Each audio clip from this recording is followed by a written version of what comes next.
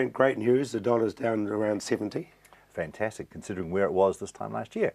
What were we, mid to high eights, 86 to 88, I think it peaked at, somewhere about 12, 15 months ago. Now down to 70, with more falls to come. Because it all really balances on that gap between the US dollar exchange rate, OCR rate, and the New Zealand OCR rate. We're at 3.5, we're just way too high. I think they were a little bit quick at putting it up, and certainly have been 4 months late in bringing it back down again. I think they were trying to say, oh, we didn't want to appear we've made a mistake, but the world moved on. Oil prices dropped dramatically. Fonterra all of a sudden hit a wall with their dairy products, dairy exports. New Zealand's a different place to what it was 6, 9 months ago. Well, they've got to keep a travelling watch on it, don't they?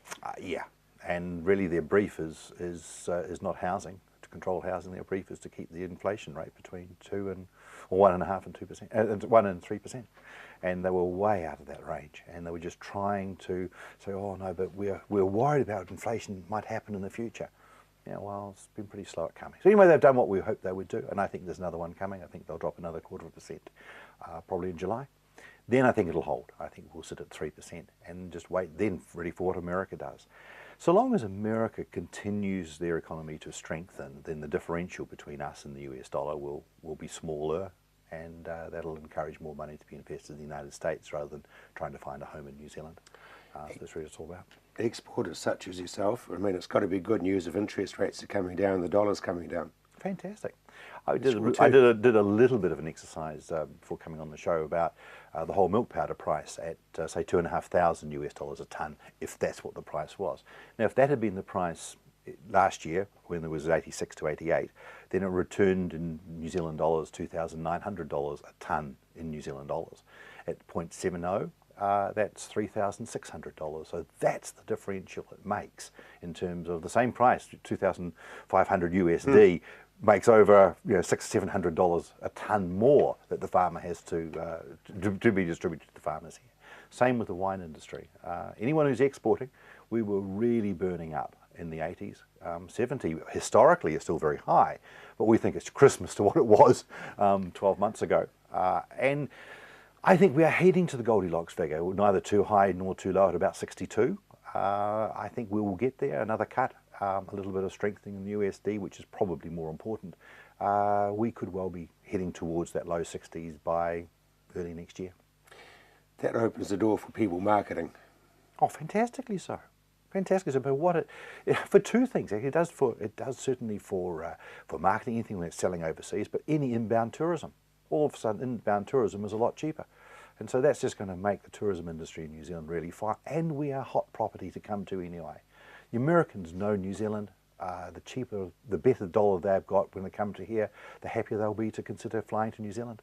The only opposition that Americans show to coming to New Zealand is not because they haven't heard about the place, they haven't appreciated our beauty. They've got that from Peter Jackson's films. It's the flight. You know, oh, we're going to be on a plane for 12 hours or 13 hours. Is that how long it takes you to get here? That's right. I said, well, we always just say, well, look, just think about it. You get on the plane, you have a meal, you have a sleep, you wake up, you have another meal, and you get off. That's it. You're there.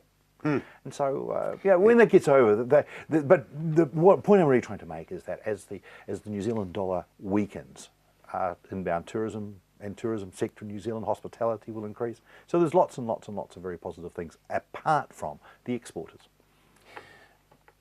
Serious question. I mean, we've had a brilliant weekend, motor racing wise. Does that help New Zealand? Oh, in terms of putting it's on the map, most certainly it does. I thought it was fascinating at the end of Rally Italy, where Hayden Padden, our Geraldine driver, did so well, finishing second. They didn't have a New Zealand flag. So they had to jump and they had to race into the crowd and grab one of John Key's preferences, the black with the silver fern on it, for Hayden and John to wave on the finishing ramp, because that was their surrogate New Zealand flag to race. And so all of a sudden there are people saying, oh, this New Zealander's doing well. It just all of a sudden raises the awareness of it. It's only ever awareness. Sponsorship of motorsport very much is awareness. Awareness of a product, whether it be Martini, whatever it may be. It's an awareness advertising. And the same with, on the world scene, on World Champions, Le Mans or WRC or Formula One or whatever, if the driver is from a certain country, it is certainly giving profile to that country. There is no doubt about that at all. Because we got two people onto the podium at the Le Mans. First and second, 49 years ago, Chris Amon and Bruce McLaren in #1 car, and Denny Holman, I can't remember who his partner was, in the #2 car for Ford. Very nearly the same sort of scenario. This time we only had a New Zealand driver in each of the cars, but it was still a fantastic result. And then obviously in the Isle of Man TT, that Bruce Anstey is just age of about 93 and a bit. Well, that's what he looks like, but he's just doing phenomenal things. Well, he's in his late 40s though. On what is a phenomenal circuit. But Hayden's success at Rally Italy on roads that really were pretty dodgy, certainly not his style of roads, some of the ones he favours, which is very much faster than that. And he is the only one still running last year's generation car. Everyone else is on upgraded upgraded cars for this year. And I've got to sit there now and say, well, we're a bit embarrassed that you're #3. We want you to give you this year's car. The contract is to be the #3 driver. They've got Thierry Neuville as their #1 driver, Danny Sordo as #2 driver, and that's the way the contract is.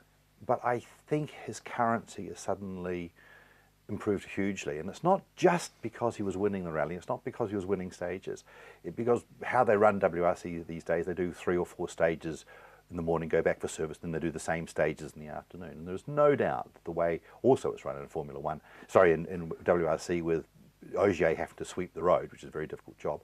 By the time you get back to the second time round, the road sweeping has disappeared. But Hayden was still able to beat the VWs in the afternoon, and that's the benchmark. It wasn't just because of his road position in the morning he was quick. When they went back again, he was also quick, and that's what the team managers will be looking at. Be it Toyota, who are yet to enter the championship coming in next year, Hyundai themselves, other manufacturers. How hot a prop is he going to become? His first win's only is coming. There's no doubt about that. Brent, thank you very much indeed. Exciting times for everybody.